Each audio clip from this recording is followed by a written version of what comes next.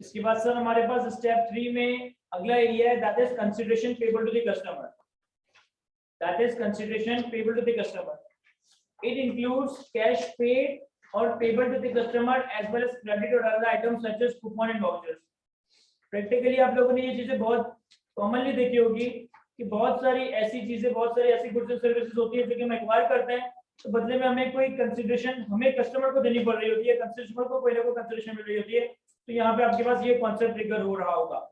For example कि भाई मेरे पास FR2 में 100 स्टूडेंट्स हैं और 100 के 100 स्टूडेंट्स फुली पेड है, तो मेरे पास 100 इंटू 15,000 रुपए के हिसाब से कितने 1.5 लाख रुपए बन जाएंगे। 18,000 रुपए के हिसाब से कितने 1,80,000 रुपए बनेंगे, 18 लाख रुपए बन जाएंगे। और लेट्स से मैं सिर्फ एग्जांपल देने के लिए कह रहा हूँ कि मैंने क्लासरूम में अपने ब्रोशर में अनाउंसमेंट कर दी कि भाई जिस बच्चे का FR2 का पेपर पास होगा उससे हम 5,000 रुपए की फीस रिफंड कर देंगे, या फिर जिस बच्चे का गोल्ड मेडल आ जाएगा उसे हम अपनी तरफ से 1 लाख रुपए का कैश प्राइज दे रहे हैं। तो ये जो कंसीडरेशन है एग्जांपल दे रहा हूँ, ये जो कंसीडरेशन मैं अपने कस्टमर को रीपे करूंगा, कस्टमर को पे करूंगा, ये सिंपली कॉन्सेप्ट आपको कहलाया जाएगा नॉन कैश कंसीडरेशन। अब इसकी अकाउंटिंग क्या होगी, ये थोड़ी सी मिक्स हुई है पॉइंट नंबर 2 में। It is accounted for as a reduction in transaction price unless payment is in exchange for the goods and services received from the customer. However, where contract consideration paid is more than the fair value of goods and services received from the customer, difference is accounted for as a reduction in transaction price. If fair value of goods and services cannot be reliably determined, full amount is recognized as a reduction in transaction price. अब ये क्या इतनी मुश्किल बातें कर रहा है, इसको मैं एक एग्जांपल से डिस्कस करता हूं।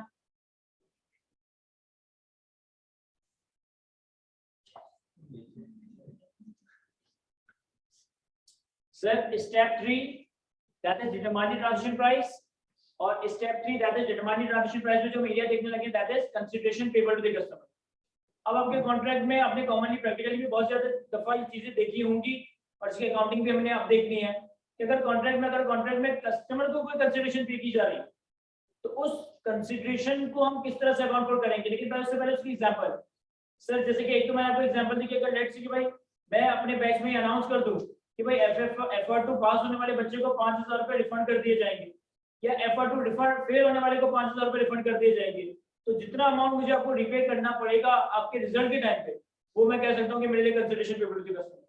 या लेट्स से कि हमारे इंस्टीट्यूट की पॉलिसी है कि भाई जो भी मेरिट सर्टिफिकेट या गोल्ड मेडल आ रहा होगा उसको हम 1 लाख रुपए का कैश प्राइज दे रहे होंगे, तो ये वो सारी कंसीडरेशन जो कि मैं कस्टमर को पे कर रहा हूँ, ये मेरे लिए consideration payable to the customer. अब इसकी अकाउंटिंग में सबसे पहले इन्होंने क्या कहा, it shall be accounted for as a reduction in transaction price. It shall be accounted for as a reduction in transaction price. यानी कि आपको जो अमाउंट कस्टमर को पे करना है उतनी अमाउंट से आप अपने कॉन्ट्रैक्ट की ट्रांजैक्शन प्राइस को ही कम कर दो। क्या मतलब, फॉर एग्जांपल कि भाई मेरे पास FR2 में 100 स्टूडेंट्स हैं, 18,000 रुपए की फीस है, तो 100 इंटू 18,000 ही बना 18 लाख रुपए। 18 लाख रुपए की इनकम है जो कि मैंने FR2 से रिसीव की है, और मैंने क्लास में अनाउंसमेंट की हुई है कि भाई जितने बच्चे पास होंगे उनको मैं 5,000 रुपए रिफंड कर दूंगा, जिस बच्चे का सर्टिफिकेट आएगा मेडल आएगा उसे हम 1 लाख रुपए दे देंगे। तो जब मैं अपना रेवेन्यू रिकॉर्ड करूंगा FR2 का, जब मैं अपना FR2 का रेवेन्यू रिकॉर्ड करूंगा तो मैं क्या करूंगा कि सर जो हमारी एग्री हुआ है, agreed consideration that is 18,000 into 100 1.8 million less price for gold medalist. अब यहाँ पे जरूरी नहीं है कि हम ये प्राइस माइनस करें, मैं ये भी अंदाजा लगाऊंगा कि क्या ये मुझे पे करना पड़ सकता है। अगर लेट्स से कि भाई मैंने मॉक और क्विज़ेस वगैरह कंडक्ट किया और मुझे अंदाजा हो गया कि सर मेरी क्लास को मार्टी इनको कोई गोल्ड मेडल वगैरह नहीं आया, तो मैंने कोई चीज एडजस्ट करने की जरूरत नहीं, पूरे 18 लाख रुपए मेरी इनकम। लेकिन अगर लेट्स से कि हमारे पास कोई तेज स्टूडेंट है, 2-4 जैसे मुझे लगता है कि हाई चांसेस है गोल्ड मेडल वगैरह आ सकता है, तो मैं अपनी एग्रीड कंसीडरेशन को लाख से कम करूँ। सर लेस प्राइस फॉर क्या बोलेंगे पेपर पास होने वाला परमानेंट क्रेडिट, या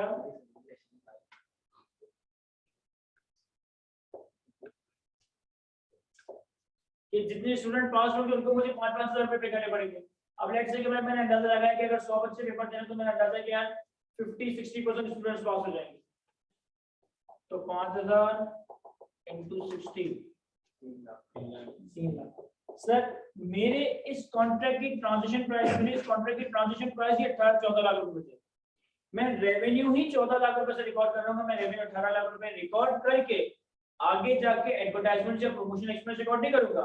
आज मैंने आपसे 18 लाख रुपए रिसीव कर लिए, मैं over the period of 6 months, over the period of 5 months 18 lakh की इनकम अपने पास रिकॉर्ड नहीं करूंगा, 14 लाख रुपए की इनकम रिकॉर्ड कर रहा हूं। क्या सिंपल सी बात समझ आती है? अच्छा, ये जो सेकंड बुलेटिन है इसमें बहुत सारे केसेस थे, इसमें बहुत सारे केसेस थे। पहला था कि it is accounted for as a reduction in transaction price unless payment is in exchange for the goods and services received from the customer. However, where consideration paid is more than the fair value of goods and services received from the customer, difference is accounted for as a reduction in transaction price. And if the fair value of goods and services cannot be reliably measured, determined, full amount is accounted for as a reduction in transaction price. देखिए एक example से इसको cover करना है। For example एक contractor है, इस contractor का पावर सीमेंट लिमिटेड से एक कॉन्ट्रैक्ट होता है और कॉन्ट्रैक्ट के तहत कॉन्ट्रैक्टर पावर सीमेंट को एक फैक्ट्री कंस्ट्रक्ट करके देगा। कॉन्ट्रैक्टर पावर सीमेंट को एक फैक्ट्री कंस्ट्रक्शन का कॉन्ट्रैक्ट होगा जिसमें कॉन्ट्रैक्टर पावर सीमेंट वालों को एक फैक्ट्री कंस्ट्रक्ट करके दे रहा होगा और बदले में जो इनकी प्राइस एग्री हुई है, लेट्स से वो एग्री हुई है 100 मिलियन। ये हमारा एक commercial contract. Sir case 1,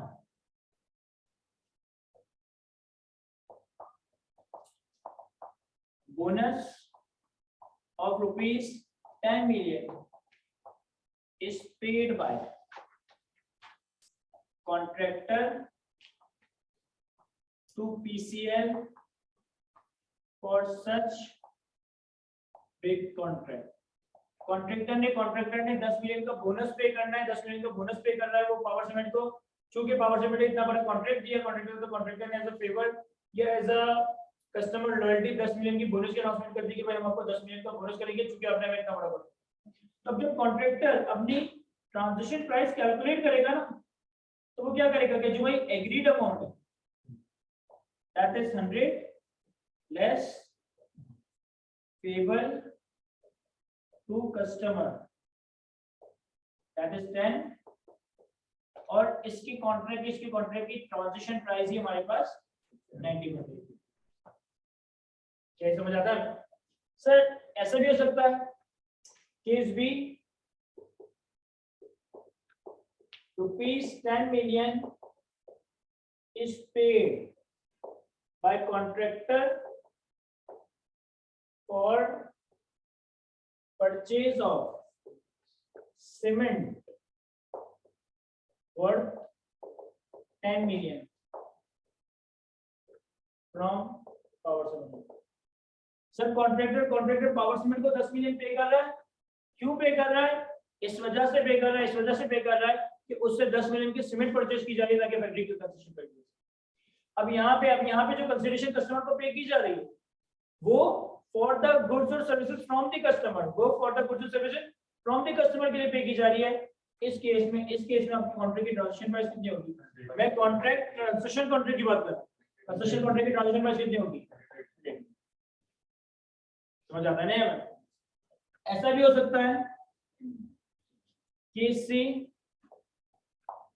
rupees 10 मिलियन is paid by contractor for purchase of cement worth 7 million from power cement. Contractor ने पावर सीमेंट से सीमेंट एक्वायर करी, उस सीमेंट की वैल्यू है 7 मिलियन, लेकिन बदले में 7 मिलियन की सीमेंट के अगेंस्ट जो पे किया जा रहा है वो 10 मिलियन पे किया जा रहा है। अब इस केस में क्या होगा? Sir if consideration payable is more than the fair value of goods and services to be received by the customer, the excess shall be accounted for as a reduction in transaction. यानी कि हमारी agreed amount कितना था 100, इसमें से हम consideration in excess of fair value of goods कितना पे कर? सर 10 - 7 यानी कि ₹3। तो सर अब मेरे कॉन्ट्रैक्ट की ट्रांसमिशन प्राइस क्या ये समझ आता है? ऐसा भी हो सकता है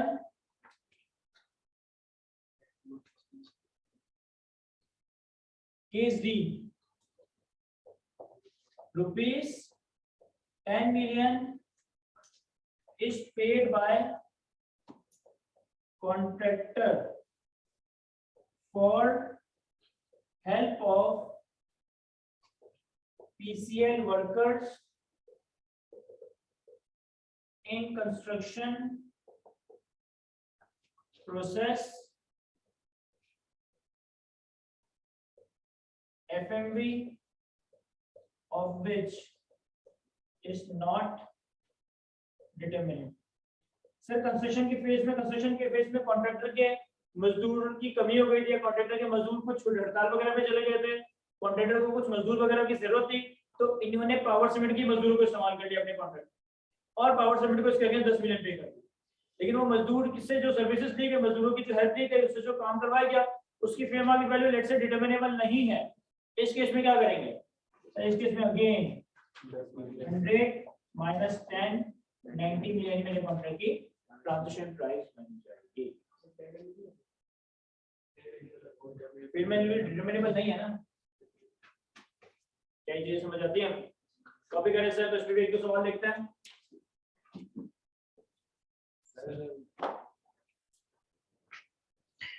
चलिए सर आगे बढ़ते हैं।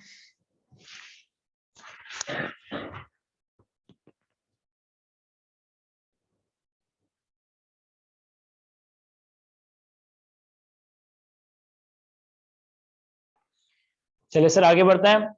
Consideration payable to the customer के कॉन्सेप्ट के ऊपर कुछ सवाल देखते हैं। अगर हम अपने पास क्वेश्चन नंबर 11 पर आए, तो क्वेश्चन नंबर 11 में कहता है an entity that manufactures consumer goods entered into a 1-year contract to sell goods to the customer that is a large global chain of retail stores. The customer commits to buy at least 15 million of the product during the year. The contract also requires the entity to make a non-refundable payment of 1.5 million to the contract customer at the inception of the contract. The 1.5 million payment will compensate the customer for the changes it needs to make to its shelving to accommodate the entity's product. During the first month, the entity sold goods worth 2 million to the customer. Sir question number 11 में कहता है कि company का एक customer के साथ contract हुआ 1 साल का, जो कि रिटेल चेन ऑफ स्टोर्स है। कस्टमर ने हमें कमिटमेंट किया कि वो कस्टमर हमसे पूरे साल में 15 मिलियन यानी कि 1.5 करोड़ रुपए के गुड्स बाय करेगा। कॉन्ट्रैक्ट में एक और बात लिखी है कि कंपनी कस्टमर को 1.5 मिलियन की एक नॉन रिफंडेबल पेमेंट करेगी।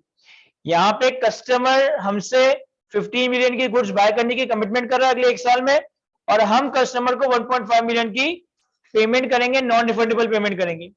हमें कस्टमर को 1.5 मिलियन की पेमेंट कर क्यों रहे हैं? ताकि कस्टमर अकॉर्डिंगली अपनी शॉप्स वगैरह में शेल्फ वगैरह प्रॉपर लगाकर हमारी प्रोडक्ट की मार्केटिंग वगैरह कर रहा होगा। कह रहे पहले महीने में हमने कस्टमर को 2 मिलियन के गुड्स सेल करें। Generalise the above. तो जरा सुकून से तसल्ली से एक दफा सवाल को रीड करो और जरा खुद से सॉल्व करने की कोशिश करें इसे।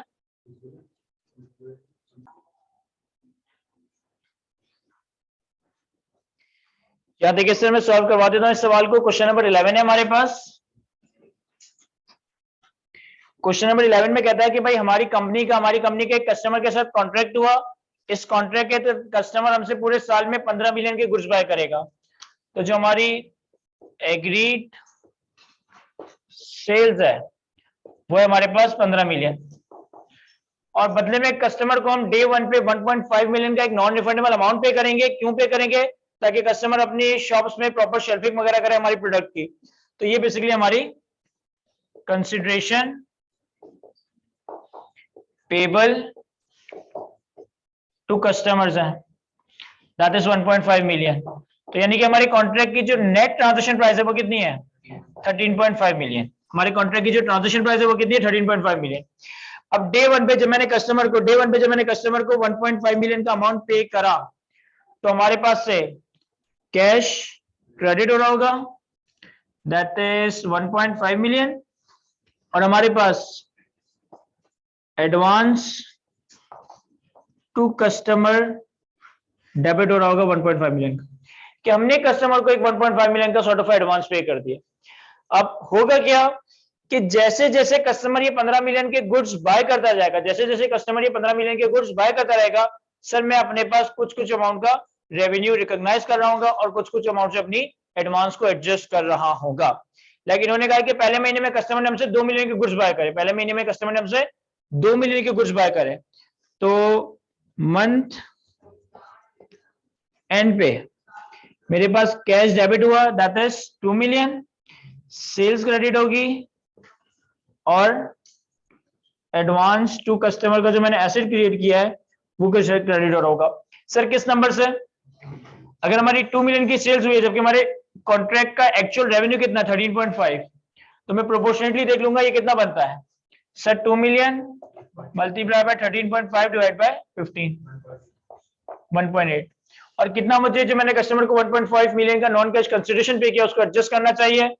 Sir 2 million multiply by 1.5 divide by 15, तो 0.2, तो हमारे पास सेल्स क्रेडिट हो रही होगी 1.2 से, सॉरी 1.8 से, और 0.2 से हमारा एडवांस टू कस्टमर क्रेडिट हो रहा होगा। क्या ये समझ आता है? मैं कॉपी करें तो अगले कॉन्सेप्ट पे आता है।